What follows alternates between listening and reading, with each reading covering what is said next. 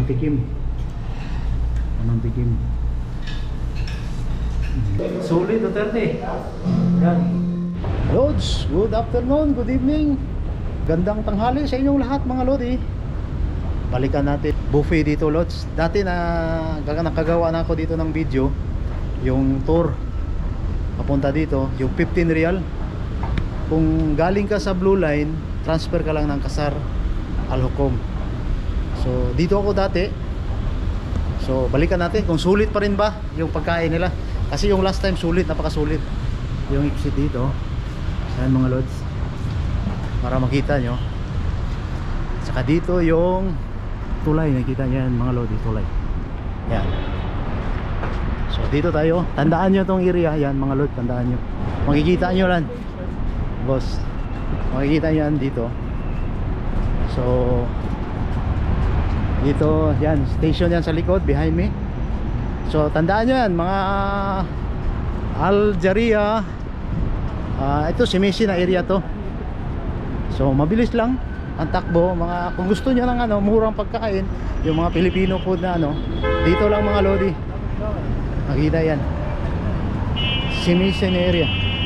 Ito yung matagal to pag nagpo-potse. Pag nag-metro, yan, Qasar Al Hukom, pabaka, transfer ka ng Orange Line. Tapos bababa ka sa Al Jaria station. Yun, nakita nyo sa likod. Yun mga Lodi. So pag nababa nyo, mga 5 to 10 minutes lang ang lakad. Depende sa lakad nyo. So yung video ko dati, nag-walk tour ako, tinutur ko kayo kung saan kayo makikita nyo kung saan kayo galing. Kasi yung una, doon ako sa Blue Line, galing sa Oroba, sakay ko ng Blue Line, tapos baba ko ng Al Qasar Hukom, transfer ako ng Orange Line, tapos sasakay ng Orange Line, bababa sa Jeddah Road, bababa ako dito sa Al Jaria Metro Station. Ito na mga Lodi, yung area yan. So makikita nyo, Simisi area to. Kasi pag nag-ano ka, nagsasakyan, ang tagal pag sasakyan. So dito lang tayo mag-metro para makakatipid sa gasolina. At saka mas convenient ang metro. Walang hassle sa traffic, hassle free siya mga Lodi. 15 minutes lang mga Lodi. Makikita ka talaga kagad. So malapit na tayo sa pupuntahan natin.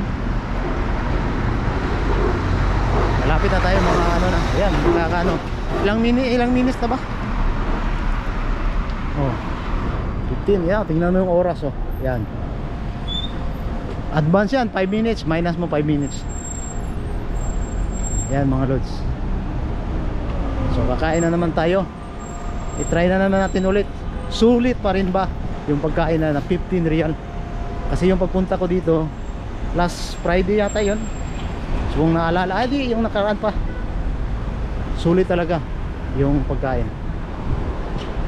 So samahan nyo kami mga Lodi na kakain kami ulit dito sa buffet na 15 real na mga Filipino food. Ayaw, kumakain ako kanina. Ha? Bakit? Ano bang problema? Kumakain ako kanina. Kumain ka? Kaya no? Kumain na naman ako. Ayan mga Lodi, yung nakapula na may green. Kanina pa Yan. naman akong kumain. Ayan mga Lodi. So malapit na. Tatawid lang tayo dito sa banda. Tatawid tayo dito sa kabila. Tapos diretso na. Ayan, Agila. Ang ending nito, puro dessert at titira. Ewan ko kung mayroon. Kaya tingnan natin kung anong Lord, tatawid tayo dito sa bandang huli.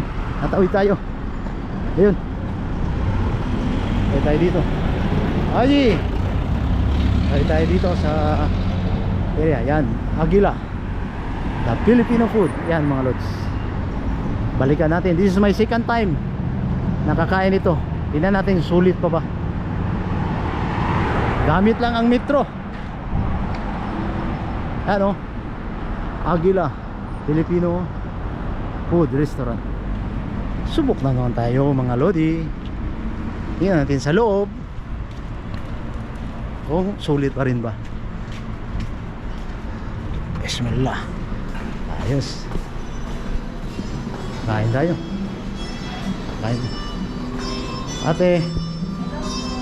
Ay ano yung ganun pa rin 15? Ah, okay. Ayun.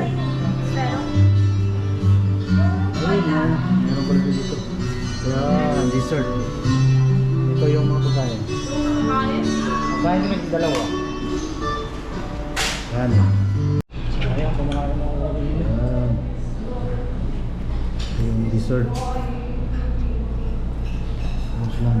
Dapat pala, hindi mo na ako kumain. Oo, dapat. Yan o. Unang tikim. Unang tikim.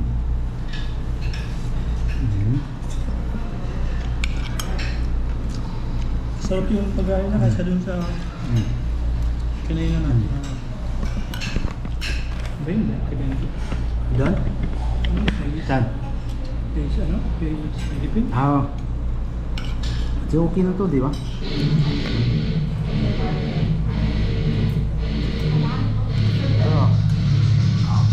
Basta mga Duterte, mga Lods, tingnan mo, first time kong nakita to.